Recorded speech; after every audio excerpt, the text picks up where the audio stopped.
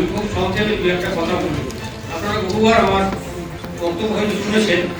তো আজকের আমাদের সাথে যেহেতু মুঘল পান্ডেজি আছেন এবং সাধারণত বাংলা থেকে হিন্দিটা ভালো বোঝেন, কিন্তু আমি ভালো হিন্দি বলতে পারি না। আমাদের হারাধনবাবু হিন্দিতে বলবেন, আমি তাও একটুখানি দু একটা কথা বলবো। আজকের মূলত আমাদের যে কথাটা সেটা আমাদের পুলকান্তি ক্রিয়া এবং হারাধন সামন্ত মহাশয় বলবেন। আমি শুধু ये बात बोलना चाहूँगा जो बंगाल में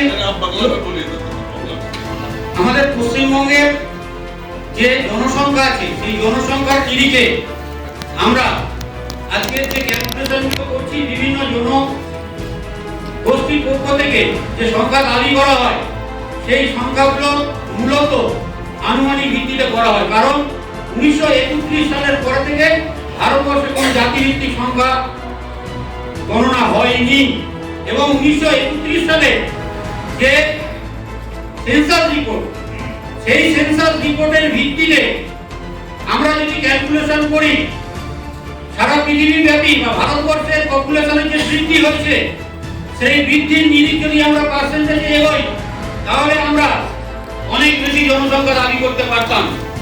কিন্তু যেহেতু আমরা হিন্দু কমিউনিটি এবং ভারতীয় সংস্কৃতি মেনে আমরা ফ্যামিলি প্ল্যানিং এবং আইন কানুন মেনে চলি, তাই আমাদের মধ্যে সেই হারে বৃদ্ধি হয়নি।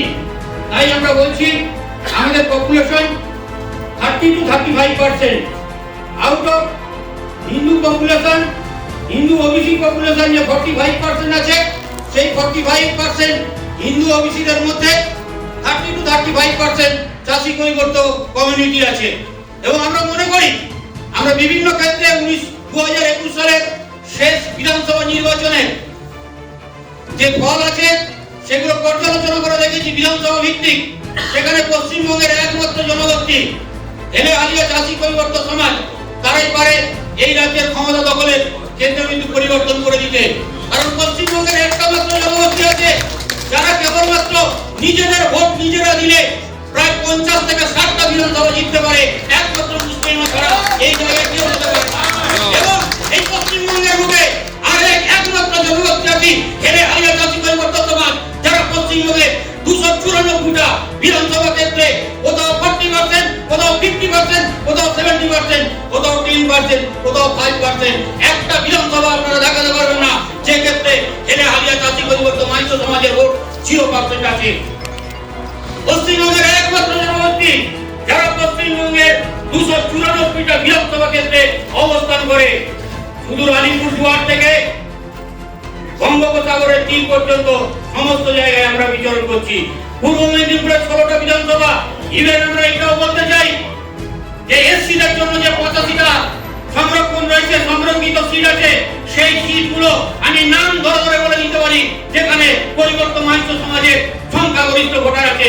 যেমন নোট করতে পারেন আপনারা হলদিয়া এসসি সংরক্ষিত ক্ষেত্র, সেখানে পরিবর্তন মাইন্যরা সংখ্যাগরিষ্ঠ মোর দ্যান 50% ভোটার আছে।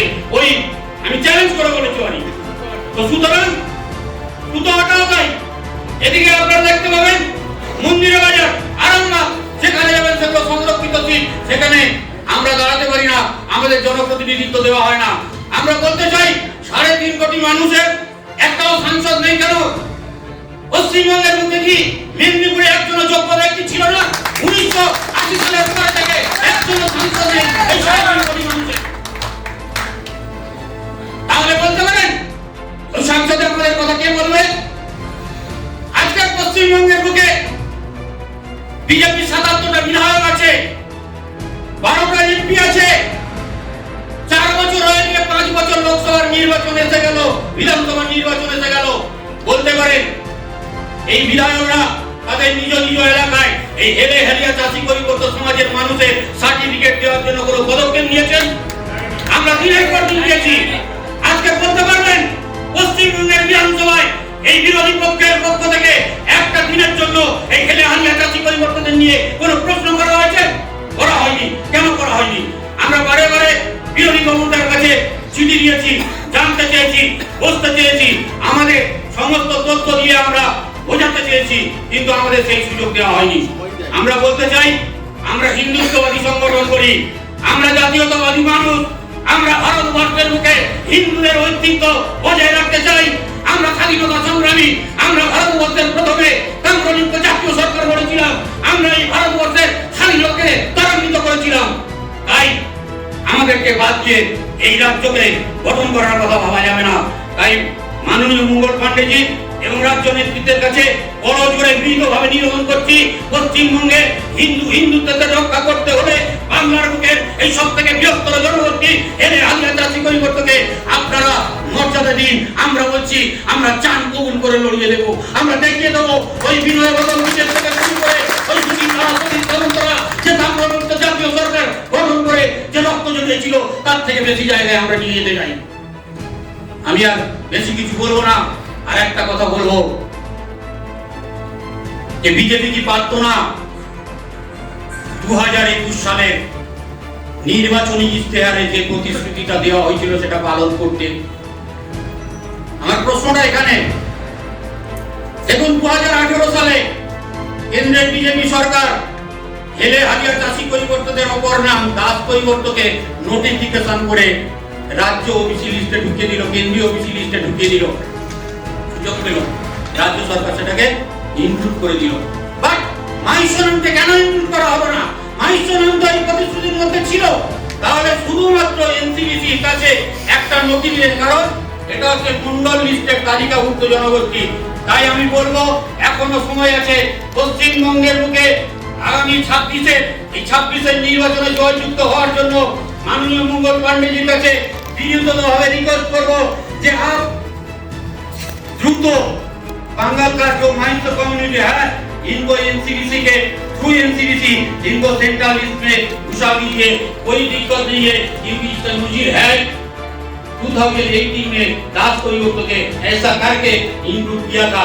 अगर ये माइंस कम्युनिटी एले हरिया चासी परिवर्तन के साथ नोटिफिकेशन सेंट्रल गवर्नमेंट कर देगा तो बंगाल में 294 का कम से कम 250 में कमर फूटेगा।